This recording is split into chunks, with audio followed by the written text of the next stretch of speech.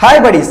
இன்றைய காணொலியில் தமிழ்நாட்டினுடைய புதுக்கோட்டை மாவட்டத்திலிருந்து ஒரு குறிப்பிட்ட தூரத்தில் அமைந்துள்ள ஒரு அழகிய கிராமத்தில் ஒருவர் சபரிமலைக்கு மாலை போட்ட பிறகு செய்யக்கூடாத செயலில் ஈடுபட்ட பிறகு அவருக்கு ஏற்பட்ட அதிபயங்கர அமானுஷ நிகழ்வை தாங்க முழுமையாக பார்க்க போகிறோம். இந்த சம்பவத்தில் ஈடுபட்ட அந்த நபர் இப்பொழுது உயிரோடவே இல்லைங்க. இன்றைய காணொலியும் கொஞ்சம் கூட திகிலும் அமானுஷமும் குறையாமல் நீங்கள் அப்படியே எதிர்பார்க்கலாங்க. இது போன்று உங்கள் வாழ்விலும் ஏதாவது திகில் சம்பவம் நடந்துச்சுன்னா இந்த மெயிலுக்கு அனுப்பலாங்க. ஒருவேளை அது கஷ்டமாக இருந்துச்சுன்னா கீழே டிஸ்கிரிப்ஷன்ல இன்ஸ்டாகிராம் லிங்க் கொடுத்துருக்கேங்க. அதில் போயிட்டு ஃபாலோ கொடுத்துட்டு வாய்ஸ் நோட்டா கூட ஷேர் பண்ணலாங்க. இது வரைக்கும் நம்ம சேனலை சப்ஸ்கிரைப் பண்ணாதவர்களாக இருந்தாலும் சரி, புதிய பார்வையாளர்களாக இருந்தாலும் சரி, சப்ஸ்கிரைப் பண்ணிட்டு பக்கத்தில் இருக்க பெல் பட்டனையும் சேர்த்து கிளிக் பண்ணிக்கோங்க. நான் உங்கள் Afsar. Welcome to Afsar investigation. நான் ஏற்கனவே சொன்ன மாதிரி தமிழ்நாட்டினுடைய புதுக்கோட்டை மாவட்டத்திலிருந்து ஒரு குறிப்பிட்ட தூரத்தில் அமைந்துள்ள அந்த அழகிய கிராமத்தில் கிட்டத்தட்ட 2015 காலகட்டத்தில் நடந்த சம்பவம் தாங்க இந்த சம்பவம். இந்த சம்பவத்தை நமக்கு மின்னஞ்சல் மூலியமாக அனுப்பியது தனசேகரன் அப்படிங்கிறவர் தாங்க.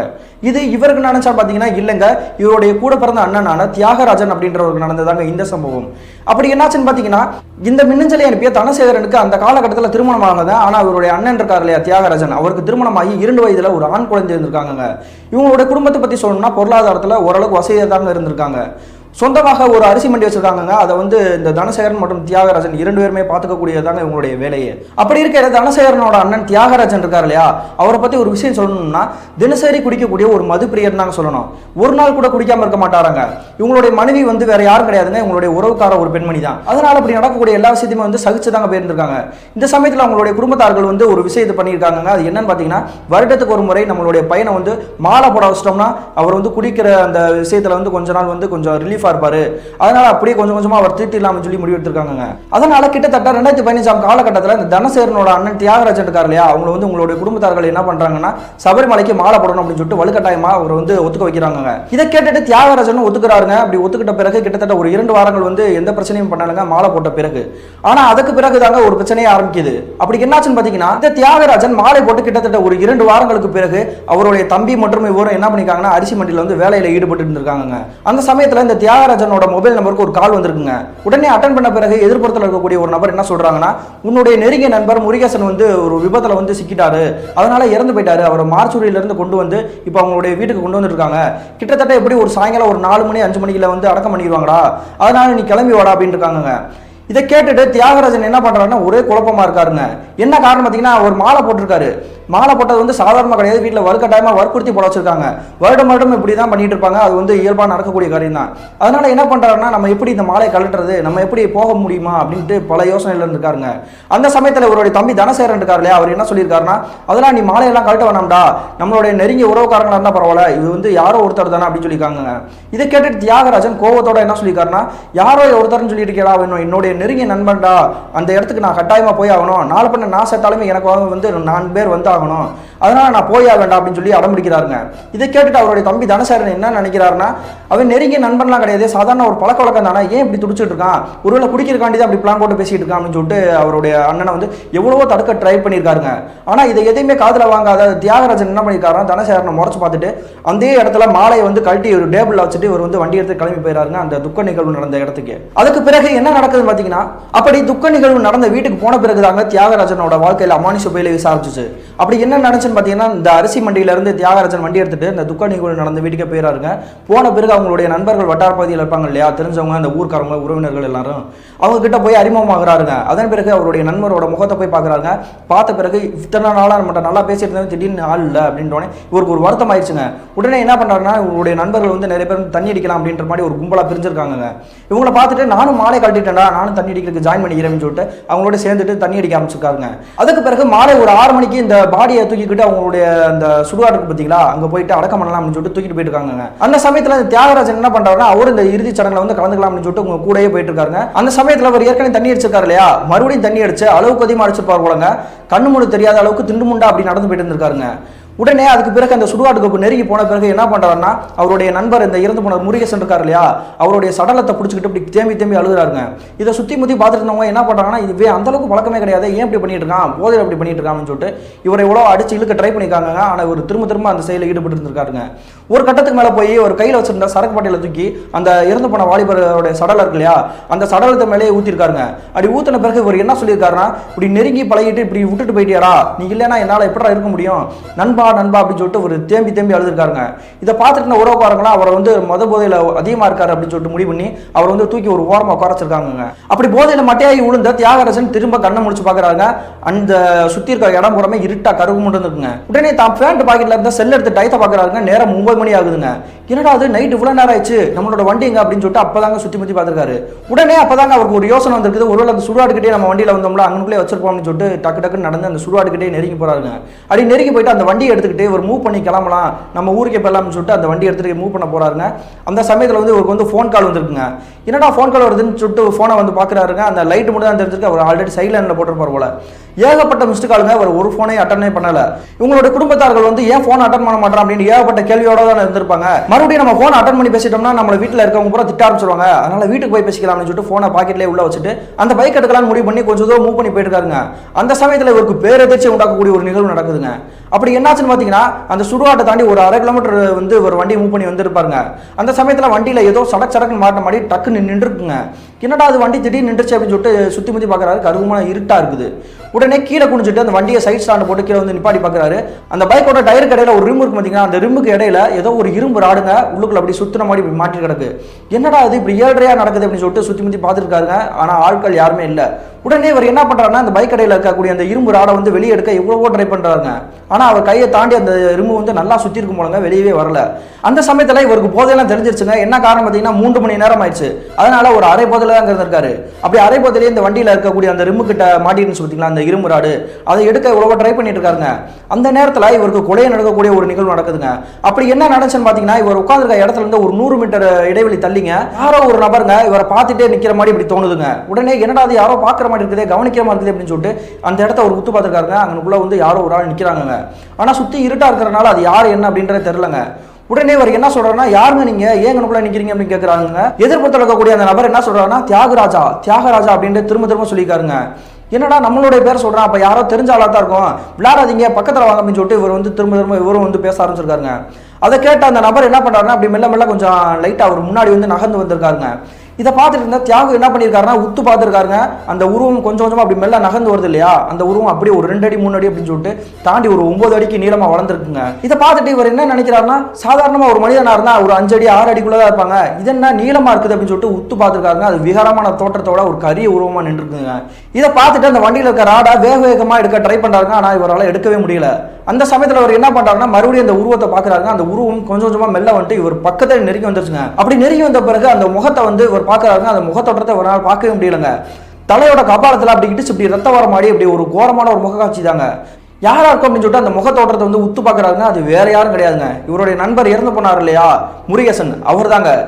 உடனே இதை பார்த்துட்டு என்னடா நீ என்னடா பண்ற அப்படின்னு சொன்னோடனே அந்த முருகேசன்றவர் வந்து மனிதன் நினைச்சிட்டு ஒரு வந்து அறப்போதையில் இருக்கனால பேசிட்டு இருக்காருங்க.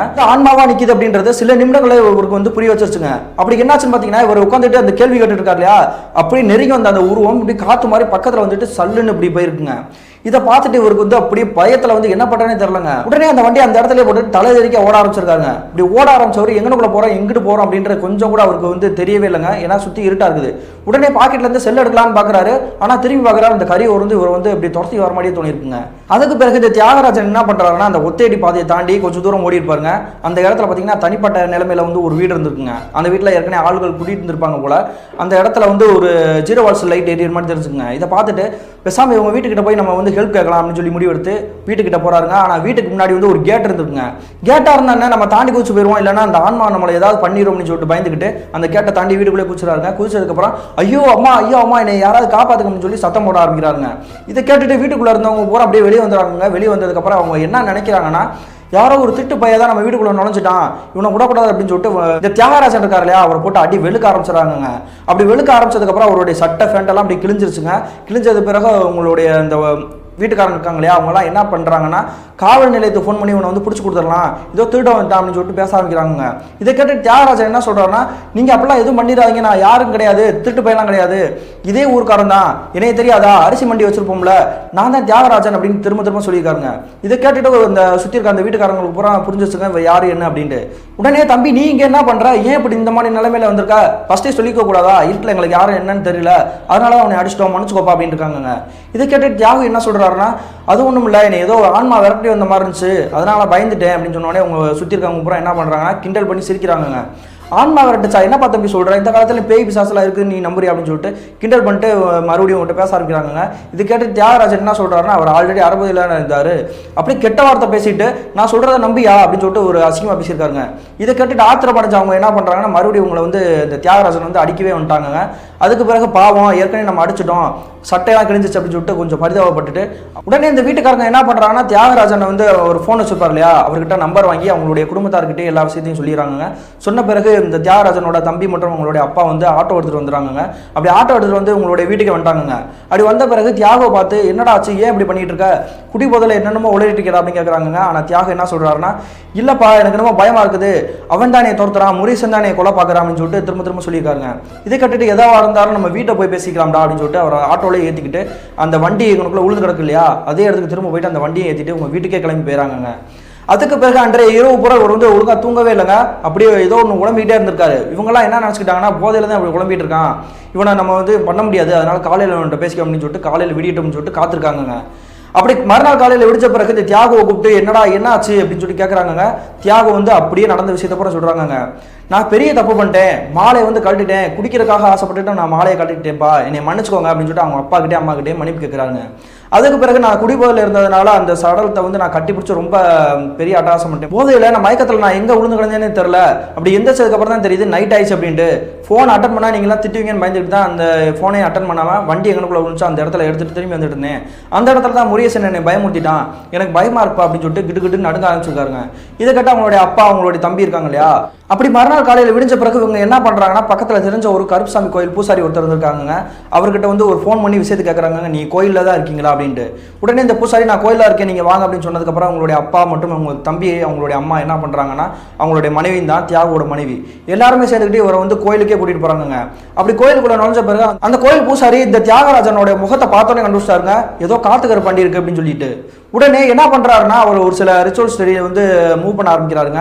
அப்படி தொடர்ந்து இந்த கோயில் பூசாரி வந்து பூஜை பண்ணிட்டு இருந்திருக்காருங்க. அந்த சமயத்தில் இந்த தியாகராஜன் வந்து நார்மலான பொசிஷன்ல தான் இருந்திருக்காரு. அவர் மேலே இந்த காத்து கருப்பு இருக்கிற மாதிரி தெரியலங்க.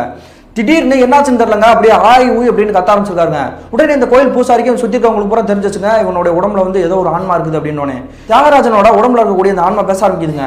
என்னோட பேர் முருகேசன், நானும் இதே ஊரை சேர்ந்தவன் தான், இவன் என்னுடைய நண்பன் தான், நான் வந்து திடீர்னு விபத்தாகி இறந்து போயிட்டேன், என்னுடைய குடும்பத்தை வந்து நான் கஷ்டமாக தனியாக தவிக்க விட்டுட்டு போயிட்டேன், அதை என்னால் தாங்கிக்கவே முடியல, என்னுடைய மரணத்தை வந்து நான் ஏற்றுக்கவே முடியல. அந்த சமயத்தில் தான் என்னுடைய நண்பன் என்னை வந்து தேடி வந்தான், இல்லைன்னா நான் இருக்க மாட்டேன்டா, என்னையும் கூட்டிகிட்டு போன்னு என்னை வந்து ரொம்ப தேம்பி அழுதான், அவன் அழுதது என்னால் தாங்க முடியல, அதனால நான் அவனை கூட்டிகிட்டு போகலான்னு முடிவு எடுத்துட்டேன், அதுக்காண்டிதான் அவன் கிட்ட நான் வந்திருக்கேன்னு சொல்லியிருக்குங்க. இதை கேட்ட கோயில் பூசாரி என்ன சொன்னார்னா, அவன் வந்து உங்ககிட்ட வந்து பேசுகிறப்போ வந்து அவன் வந்து இயல்பான நிலையிலே இல்லை, மது போதையில் இருந்தான், அதனால தான் அப்படி பேசியிருக்கான், நீ வந்து அவனை தொந்தரவு பண்ணாமல் நீ அவனோட உடம்பை விட்டு போயிரு அப்படின்னு சொல்லிக்குங்க.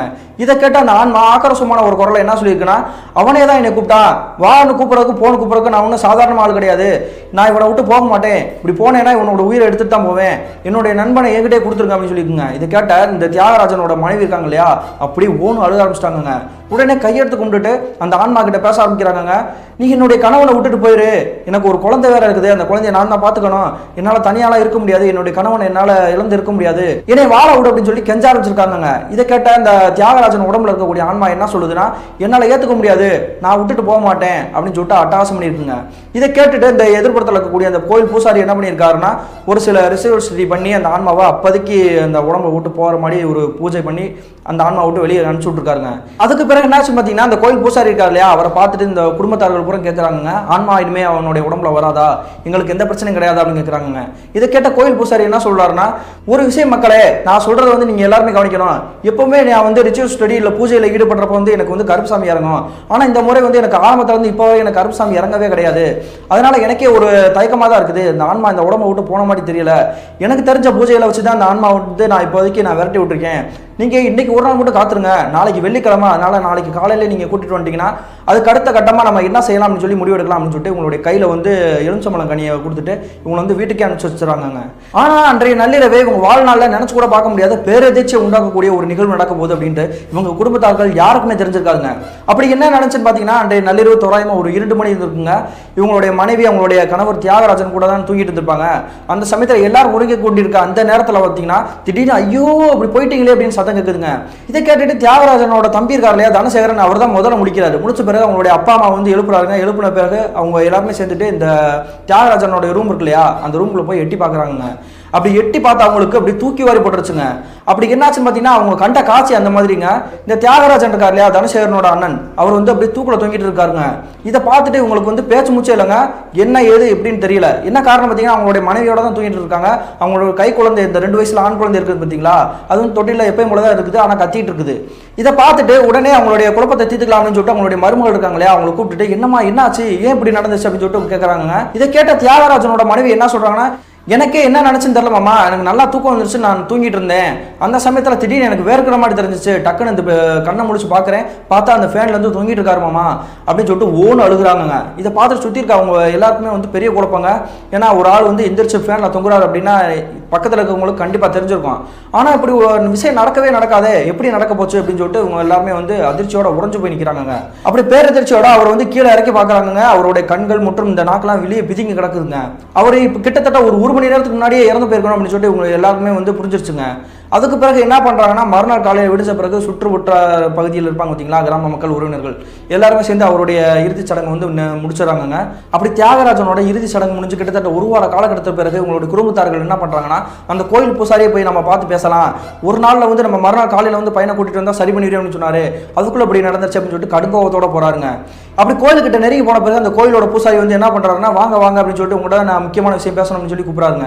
இதை கேட்டு இந்த குடும்பத்தார்கள் வந்து கடுங்கோவத்தோட என்ன பண்ணுறாங்கன்னா என்னையா நீ பேச போற, என்னுடைய பையனை இழந்துட்டோம்னு சொல்லி பேச ஆரம்பிக்கிறாங்க. இதை கேட்ட இந்த கோயில் பூசாரி என்ன சொல்றாங்கன்னா இது எப்படி நடந்துச்சுன்னு எனக்கே தெரியலப்பா, என்னால் இதை ஏற்றுக்கவே முடியல அப்படின்னு சொல்லிட்டு நம்ம சோழி வேணா போட்டு பார்ப்போம், உங்களுடைய குடும்பத்துக்கு எதுவும் பீடை பிடிச்சி ஆட்டுது அப்படின்னு சொல்லிட்டு நான் நினைக்கிறேன்னு சொல்லிட்டு இந்த சோழியை போட்டு ஓட்டி பார்த்தா இதுக்கான பதில் தெரிஞ்சிடும்னு சொல்லிட்டு சோழி உருட்ட ஆரம்பிச்சிருக்காருங்க. அப்படி சோழி உருட்ட ஆரம்பிச்சவர் அப்படி சிரிச்சுக்கிட்டே இருந்திருக்காருங்க. இதை பார்த்துட்டு இந்த குடும்பத்தார்கள் என்ன பண்றாங்கன்னா கடுங்கோவத்தோட அவரை பார்த்துட்டு கேட்குறாங்க. அப்படி என்ன கேட்குறாங்கன்னா என்ன சாமி நாங்களே என்னுடைய பையனை இழந்துட்டோம், துக்கம் தாங்க முடியாம மன உளைச்சலுக்கு ஆளாகி நிற்கிறோம், இப்போ உங்ககிட்ட வந்தா நீங்க சிரிக்கிறீங்க கிண்டலா. இவங்க சொன்ன எந்த விஷயத்தையுமே காதல வாங்காம அந்த சோழி உருட்டக்கூடிய அந்த பூசாரி என்ன பண்றாருன்னா அப்படி கண்கள் செவக்க செவக்க அப்படி நாக்க கடிச்சுக்கிட்டு நரண்டு அப்படி ஆக்ரோஷமான துணியில இருந்திருக்காருங்க. இதை சுத்தி முத்தி பார்த்துட்டு இருந்த உறவுக்காரங்களுக்கு பூரா தெரிஞ்சிச்சுங்க இது வந்து கருப்புசாமி தான், இவர் வந்து பூசாரி சாதாரண நிலையிலே கிடையாது அப்படின்னு இவங்களுக்கு பூரா மறுபடியும் கோவம் தாங்க. என்ன காரணம் பார்த்தீங்கன்னா அன்னைக்கு அவ்வளவு நேரம் பூஜை பண்ணப்ப அந்த கருப்புசாமி வரல, இப்போ எதுக்கு வந்திருக்கு அப்படின்னு சொல்லிட்டு உங்க கோவத்தோட வந்து என்ன கேட்கறாங்க, என்னோட பையனை இழந்துட்டோம், என்னுடைய குலதெய்வமே நீ தானே, எப்படி எங்களை காப்பாத்தாம போயிட்ட அப்படின்னு சொல்லிட்டு அவங்க வந்து திரும்ப கோவத்தோட பேச ஆரம்பிக்கிறாங்க. இதை கேட்ட பூசாரியோட உடம்புல இருக்கக்கூடிய அந்த கருப்புசாமி என்ன சொல்லுதுன்னா ஆக்ரோஷமான தோணியில சிரிச்சுக்கிட்டே சொல்லுதுங்க, அது உன்னுடைய பையனோட விதிடா, அதை மாற்றவே முடியாது, அவனோட விதி அவனே தேடிக்கிட்டான், அவன் என்ன தப்பு செஞ்சான்னு உங்களுக்கே தெரியாதா அப்படின்னு கேட்குறாங்க. இதை கேட்டுட்டு சுற்றி இருந்த அந்த குடும்பத்தார்கள் பூரா என்ன பண்றாங்கன்னா அப்படியே அந்த கருப்புசாமி இறங்கிருக்கு இல்லையா அந்த பூசாரி அவரே உத்து பார்த்துருக்காங்க. அதுக்கு பிறகு அந்த கோயில் பூசாரி உடம்புல இருக்கக்கூடிய கருப்புசாமி மறுபடியும் ஒரு விஷயத்த சொல்லுதுங்க. இதை கேட்டுட்டு இவங்க எல்லாருமே வந்து அப்படி திக்குமுக்கு ஆடிச்சுங்க. அப்படி என்ன சொல்றாருன்னா தெய்வத்துக்காக புனிதமா நினைச்சு போடக்கூடிய மாலையை அவன் துச்சமா நினைச்சு அதை குடிபோதைக்காக அவன் வந்து மாலையை கழட்டிட்டான், அதை வந்து என்னால் ஏற்றுக்கவே முடியாது, அப்பயே நான் அவனை அடிச்சு கொள்ளலாம்னு நினைச்சேன், ஆனால் அவன் என்னுடைய பக்தன் அப்படின்றனால வந்து அவனை நான் விட்டு கொடுத்துட்டு இருந்தேன், அதுக்கு மீறி அவன் வந்து தவறான செயலில் ஈடுபட்டு இருக்கிறது வந்து என்னால் ஏற்றுக்கவே முடியல, அதனால தான் அந்த ஆன்மா கிட்ட வந்து நான் காப்பாற்றவே இல்லை அப்படின்னு நடந்த எல்லா விஷயத்தையும் சொல்லுதுங்க. இதை கேட்டு சுற்றி இருந்த அந்த குடும்பத்தார்கள் புறமே வந்து அதிர்ச்சியோட பார்க்குறாங்க. அவனா அவங்க எல்லாருக்குமே தெரியும் இல்லையா இவர் என்ன தப்பு செஞ்சாரு என்ன பண்ணிட்டு இருந்தாரு அப்படின்றது தெரியும். அதனால அந்த கருமசாமி கிட்ட வந்து இவங்களால பேசவே முடியலங்க. என்ன இருந்தாலும் உன்னுடைய பிள்ளை தானே நீ தானே காப்பாற்றிருக்கணும்னு சொல்லிட்டு கெஞ்ச ஆரம்பிச்சிருக்காங்க. இதை கேட்ட கருப்புசாமி என்ன சொல்லியிருக்காருன்னா அவன் சாகணுன்றது விதிடா, இதுக்கு மேலே என்னால் எதுவுமே சொல்ல முடியாது, இதை மாற்றவும் முடியாது. அப்படி கருப்புசாமி போன பிறகு அந்த கோயில் பூசாரி வந்து நார்மலான பொசிஷனுக்கு மாதிரி இருக்காங்க. அவருக்கு வந்து தெரிஞ்சு வச்சு போலங்க கருப்புசாமி இறங்கி வந்து என்னென்ன பேசிச்சு வச்சுச்சு அப்படின்ட்டு. உடனே குடும்பத்தார்களை பார்த்து என்ன சொல்றாங்கன்னா மனம் தளர விடாதீங்க, உங்களுடைய இன்னொரு பையன் இருக்காங்கல்ல, உங்களோட குடும்பத்தை நீங்களே பார்த்துக்கோங்க அப்படின்னு சொல்லிட்டு உங்களுடைய குடும்பத்தார்கள் வந்து ஆறுதல் பண்ணியிருக்காருங்க. அப்படி ஆறுதல் சொன்ன பிறகு உங்களுடைய குடும்பத்தார்கள் பூரா என்ன பண்றாங்கன்னா அவனுடைய மரணத்தை வந்து அவனே தேடிக்கிட்டான், நம்ம இதுக்கு மேலே நம்ம எதுவும் பண்ண முடியாது அப்படின்னு சொல்லிட்டு வருத்தத்தோட அந்த இடத்தை தாண்டி உங்களுடைய வீட்டுக்கே கிளம்பி போறாங்க. அப்படி வீட்டுக்கு கிளம்பி போய் கிட்டத்தட்ட ஒரு மாதம் கூட இருந்திருக்காதுங்க. அவங்களுடைய மனைவி இருக்காங்க இல்லையா தியாகராஜனோட மனைவி, அவங்க வந்து தேம்பி அழுதுட்டே இருந்திருக்காங்க அந்த உங்களுடைய கணவர் இறந்ததை நினைச்சு. அந்த வருத்தத்தில் இருக்கும்பொழுது உங்களுடைய குடும்பத்தார்கள் பூரா என்ன சொல்றாங்கன்னா தனசேகரன் இருக்கார் இல்லையா அவங்களுடைய தம்பி தியாகராஜனோட தம்பி, அவர்கிட்ட வந்து ஒரு விஷயத்த சொல்றாங்க. அப்படி என்ன சொல்றாங்கன்னா உன்னோட அண்ணனுக்கு ஆயுசு இல்லை, அதனாலதான் பாதிலேயே விட்டுட்டு போயிட்டான், அவனுடைய மனைவி வந்து எந்த பாவமும் செய்யாதவ, 2 வயசுல வேற ஆண் குழந்தை இருக்குது, அது நம்மளுடைய வாரிசுடா, எப்படி இருந்தாலுமே அந்த பொண்ணு நம்மளுடைய உறவுக்கார பொண்ணுடா, அதை வந்து நம்ம தனியாக விட்டுறக்கூடாது, நீ ஒரு வார்த்தை சொல்லுவோம் அதை வந்து நீ ஏற்றுக்கிட்டேன்னா எங்களுக்கு ரொம்ப சந்தோஷம் அப்படி கேட்குறாங்க. அப்படி என்ன சொல்றாங்கன்னா அண்ணனோட மனைவியை வந்து நீயே திருமணம் செஞ்சுக்கூடா அப்படின்றாங்க. இதை கேட்டுட்டு தனசேகரனுக்கு வந்து அப்படி பேருதேச்சிங்க, என்னப்பா நீங்களே எப்படி சொல்றீங்க அப்படின்னு சொல்றாங்க. ஆனால் அவங்க சொல்ற விஷயம் வந்து கரெக்டு தாங்க. உடனே சில மணி நேரம் யோசிச்சுட்டு என்ன சொல்றாருன்னா சரிப்பா நான் சம்மதிக்கிறேன்ப்பா, அவங்களுக்கு சம்மதமானு கேளுங்க அப்படின்னு சொல்லிட்டு கேட்குறாங்க. அவங்க வந்து கிட்டத்தட்ட ஒரு வார காலம் வந்து இதுக்கு சம்மதிக்கவே இல்லைங்க. அதன் பிறகு கிட்டத்தட்ட 1 மாத காலகட்டத்துக்கு பிறகு இந்த தியாகராஜனுடைய மனைவி இருக்காங்க இல்லையா, அவங்க வந்து சம்மதிச்சுக்கிறாங்க. அவங்களுக்கு வேறு வழி கிடையாது. அதனால சம்மதிச்ச பிறகு இந்த தனசேகரனுக்கும் அவங்க இந்த தியாகராஜனோட மனைவிக்கு திருமணம் ஆயிடுச்சுங்க. அதுக்கு பிறகு இவங்களுடைய குடும்பத்துக்கு அந்த ஆன்மாவில் எந்த ஒரு பிரச்சனையுமே இருந்தது இல்லைங்க. அவரும் அவங்களுடைய அண்ணனோட மனைவி வந்து திருமணம் பண்ணி இப்போ நல்லா தான் வாழ்ந்துட்டு இருக்காரு. கிட்டத்தட்ட 2015 காலகட்டத்தில் என்னுடைய குடும்பத்தில் நடந்த பிரதர், என்ன இருந்தாலும் என்னுடைய அண்ணனை வந்து இழந்தது வந்து என்னால் தாங்கவே முடியல. என்னுடைய அண்ணனோட குழந்தைய வந்து என் குழந்தையா நினச்சி நான் வளர்த்துட்டு இருக்கேன்னு சொல்லி இந்த மின்னஞ்சலை அனுப்பி முடிச்சிருக்காருங்க. இந்த மின்னஞ்சலை அனுப்பிய தனசேகரனுக்கு ஒரு நன்றி சொல்லிக்கிறாங்க. இந்த சம்பவத்திலேருந்து நம்ம தெரிஞ்சுக்க வேண்டியது என்னன்னா, கடவுளோட விஷயத்தில் வந்து நம்ம விளையாடவே கூடாதுங்க. அது எப்பேற்பட்ட செயலாக இருந்தாலும் அதை செய்யவே கூடாது. இப்படி செஞ்சோம்னா அதுக்கான பலனை உடனுக்குடனே நமக்கு வந்து இந்த கடவுள் கொடுத்துருவாருங்க. இப்போ வரைக்குங்க இந்த சபரிமலைக்கு மாலை போடுறதா இருக்கட்டும், பழனிக்கு மாலை போடுறதா இருக்கட்டும், நிறைய பேர் நிறைய தப்பாக செஞ்சுட்டு இருக்காங்க. கோயிலை வைக்கிறது அந்த மாதிரி ஏகப்பட்ட செயலில் வந்து ஈடுபட்டு இருக்காங்க. அவங்களுக்கான பலன் வந்து கெட்ட விஷயங்களா வந்து திடீர்னு நடக்கலாங்க. அவங்களுக்கும் அவங்களுடைய குடும்பத்துக்கும் நடக்க வாய்ப்பு இருக்குங்க. மீண்டும் இது போன்ற தரமான த்ரில்லான நிகழ்வுடன் நான் உங்களை சந்திக்கும் வரை அப்சர்.